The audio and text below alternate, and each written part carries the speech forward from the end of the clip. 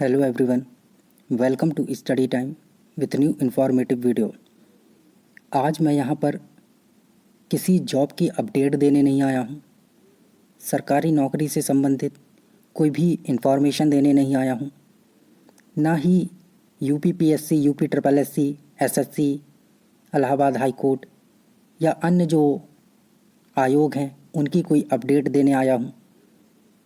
आज मैं यहाँ पर यूपीपीएससी की बात करने आया हूँ कि इसका नाम आखिर यूपीपीएससी क्यों है। यूपीपीएससी नाम है क्योंकि ये यूपी में जो भी विभाग हैं जहाँ पर अधिकारियों की ज़रूरत है जो प्रदेश को चला सकें, उनकी भर्ती करने के लिए। तो फिर क्या हम इस प्रदेश को चलाने के लिए भारत के बाहर से लोग बुलवा सकते हैं, उनका ज्वाइनिंग करवा सकते हैं? अगर ऐसा नहीं है तो फिर अभी जो यूपीपीएससी ने यूपीपीसीएस एग्ज़ाम करवाया या फिर अन्य जो एग्ज़ाम होते हैं उसमें उत्तर प्रदेश के अलावा जो अन्य राज्य हैं वहाँ से 50% से ज़्यादा स्टूडेंट सेलेक्ट हो जा रहे हैं। क्या उत्तर प्रदेश के जो विद्यार्थी हैं उनका अपने प्रदेश में नौकरी करने का कोई अधिकार नहीं है? या तो फिर सभी जगह एक ही नियम लागू हो, चाहे वो मध्य प्रदेश हो, बिहार हो, राजस्थान हो, कि कोई भी कहीं भी फॉर्म भर सकता है, कोई दिक्कत नहीं है। लेकिन राजस्थान, मध्य प्रदेश और साउथ की तो बात ही छोड़ दीजिए, वहाँ पर तो लैंग्वेज का अलग से पेपर करवाते हैं। तो आप फॉर्म भी भर भी देंगे तो भी क्या करेंगे? आप आंध्र प्रदेश की लैंग्वेज तो नहीं बोल पाएंगे, तमिलनाडु, कर्नाटक, यहाँ की लैंग्वेज का जो पेपर है वो तो कर नहीं पाएंगे। तो वैसे भी आप बाहर ही हैं। और मध्य प्रदेश, राजस्थान, ये तो एक बैरियर लगा के बैठे हुए हैं। तो उत्तर प्रदेश का जो विद्यार्थी है, अगर उसने सपना संजोया है कि वो उत्तर प्रदेश के यूपीपीएससी के द्वारा उत्तर प्रदेश में एक सरकारी अधिकारी बने और प्रदेश की सेवा करे, तो वो जो उसका सपना है वो तो चकनाचूर हो ही जाता है। क्योंकि जब अन्य राज्य के लोग कब्जा करके बैठ जाते हैं, 10, 15, 20% होता है तो चल जाता है, लेकिन 50% से ज़्यादा अन्य राज्यों के लोग सेलेक्ट हो रहे हैं। एक बात बताइए आप, 900 के प्लस कुछ समथिंग सीट्स थी जिसमें से 500 प्लस बाहरी लोग सिलेक्ट हुए हैं। ये मेरे द्वारा कैलकुलेट किया गया डाटा नहीं है, जो इन्फॉर्मेशन मिली है, जो जानकारी मिली है उसी के अकॉर्डिंग मैं यहाँ पर बता रहा हूँ कि 500 से ज़्यादा जो बच्चे हैं वो अन्य राज्यों से हैं, तमिलनाडु से हैं, हरियाणा के तो टॉपर्स हैं, ये आपने देखा है, अच्छे से जानते हैं, और भी अन्य जगह से हैं, राजस्थान हो या मध्य प्रदेश हो, बिहार हो। तो एक चीज़ देखिए आप कि जो रिजर्वेशन दिया जाता है प्रदेश के लोगों को, तो जो ओबीसी का 27% है, एससी एसटी, इन सभी का जो मिला के 49 पॉइंट कुछ होता है। तो अगर यही परसेंटेज देख लिया जाए तो 49% के समथिंग हो जाएगा। और अगर इसमें ईडब्ल्यूएस भी ऐड कर देंगे तो ये लगभग 60% पहुंच जाएगा। तो 60% रिजर्वेशन है तो यूपी के ही होने चाहिए। और फिर अगर 50% से ज़्यादा बाहर के हो रहे हैं तो क्या फिर जो जनरल कैंडिडेट है वो सिलेक्ट ही नहीं हुए हैं एक भी? क्या सारे बाहर के आ गए हैं? और आ भी गए हैं, अच्छी बात है, तो 40% ही आना चाहिए था ना। ये 50% से ज़्यादा कैसे आ गए?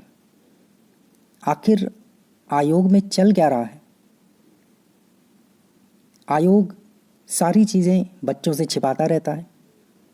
अपनी मनमानियाँ तो इस टाइम पे इतनी ज़्यादा चल रही हैं कि एकदम हद ही पार कर दी है, कुछ भी सुनने को तैयार नहीं है। बस तानाशाही जो फरमान है वो जारी कर दिए जाते हैं और बच्चों से बोल दिया जाता है मानना है तो मानिए, नहीं तो मत मानिए। चाहे वो स्केलिंग का मुद्दा हो अभी, या फिर 18 गुने से 13 गुना करने का हो। आप देख ही रहे हैं पिछले दिनों ये नोटिफिकेशन में कुछ लिखते हैं और बाद में कुछ कर देते हैं। ARO 2016 वाले नोटिफिकेशन में आप देखिए क्या किया इन्होंने। नोटिफिकेशन में कहीं नहीं लिखा है कि निगेटिव मार्किंग होगी, और जब ये परीक्षा हुई तो इन्होंने इसमें निगेटिव मार्किंग कर दी। जो 18 गुना से था वो 13 गुना कर दिया था। लेकिन जब इन पर दबाव पड़ा, बच्चों ने इतना आंदोलन और ये सारी चीज़ें चल रही थी, तो इसी बीच ये दबाव में आकर बोल दिए कि हाँ हाँ ठीक है, ऐसा कुछ नहीं है, 18% ही है, 18 गुना ही लिया जाएगा। ये आपको भ्रमित किया जा रहा है। मतलब अब ये हमें बताएंगे कि भ्रमित किया जा रहा है।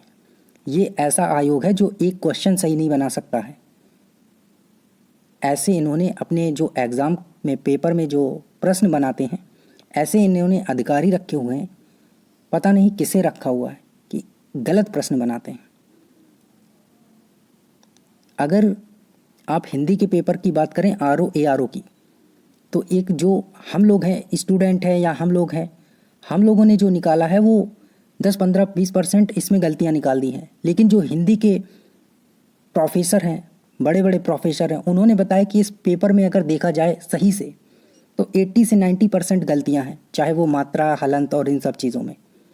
और जो आंसर सीट निकाली है, अभी आंसर की निकाली है, उसमें भी आपने हाल देखा कि क्या से क्या कर दिए हैं, कितने प्रश्नों के उत्तर ही गलत दिए हैं। तो आयोग को ये जो मनमानियाँ कर रहा है, इस पे ध्यान देना चाहिए कि बच्चों के हित में कार्य करे। ऐसा नहीं है कि हम बिहार के स्टूडेंट के अगेंस्ट बोल रहे हैं, हरियाणा, राजस्थान या अन्य जो राज्य हैं उनके स्टूडेंट के अगेंस्ट बोल रहे हैं। हम किसी के खिलाफ नहीं हैं।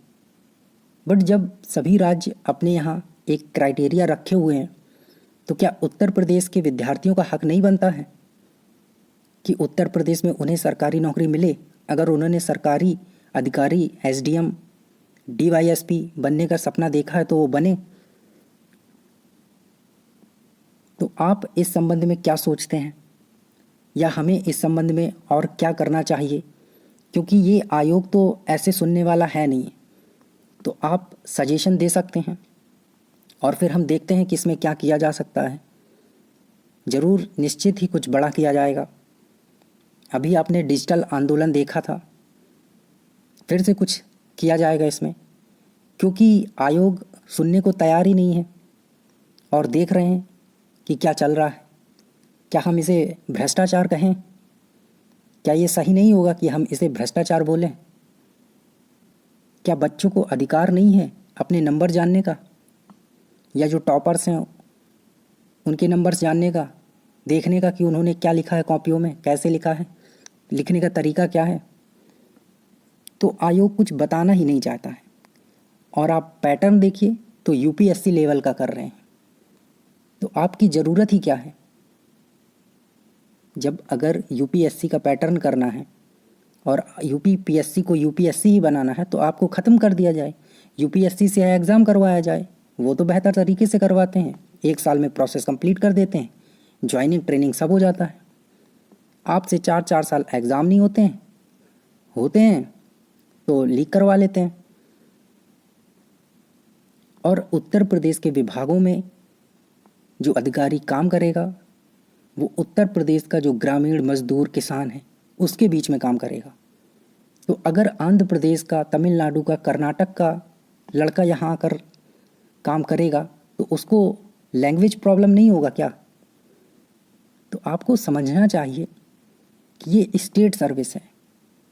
इसमें जो स्टेट के विद्यार्थी हैं उनको ज़्यादा हक मिलना चाहिए, ना कि अनदर स्टेट के। या फिर सभी स्टेट से ऐसी बैरियर ख़त्म कर देने चाहिए।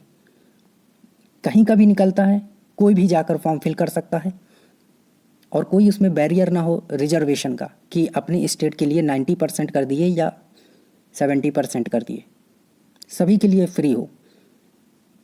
बट नहीं, ऐसा नहीं होता है। तो केवल उत्तर प्रदेश के विद्यार्थियों के साथ ये दुर्व्यवहार क्यों हो रहा है? इसके लिए हम सबको आगे आना होगा और इन्हें बताना होगा, सबक सिखाना होगा, याद दिलवाना होगा। कई लोग बोल रहे हैं कि जो हमारे मुख्यमंत्री जी हैं उन्हें इस संबंध में सूचना नहीं है। अरे भाई, आप कर क्या रहे हैं? आपको चुना किस लिए गया है? क्या आपने ऐसे चापलूस अधिकारी रखे हुए हैं अपने नीचे कि आप तक जो सही इन्फॉर्मेशन है वही नहीं पहुंचने दे रहे हैं? एक आम आदमी को सारी जानकारी मिल जा रही है और आप प्रदेश के मुखिया हैं, आप तक इन्फॉर्मेशन ही नहीं पहुंच रही है। तब तो ये आपके साथ ही गलत हो रहा है। ये तो फिर प्रदेश का दुर्भाग्य होगा कि आप ऐसे पद पर बैठे हैं। आपको तो एक एक पल की जानकारी होनी चाहिए कि किस विभाग में क्या चल रहा है। तो अगर आप तक ये बात पहुंच जाए तो देख लीजिए ज़रा, आप ही कुछ करवा सकते हो तो करवा लीजिए, वरना स्टूडेंट जो करेंगे तो वो अच्छा ही करेंगे और अच्छा ही होगा। तो थैंक यू एवरीवन। इस संबंध में अगर आगे कोई कार्रवाई होती है, कुछ किया जाएगा, इसमें कुछ डिजिटल आंदोलन, ट्विटर अभियान आगे देखते हैं। काफ़ी लोगों से चर्चा चल रही है।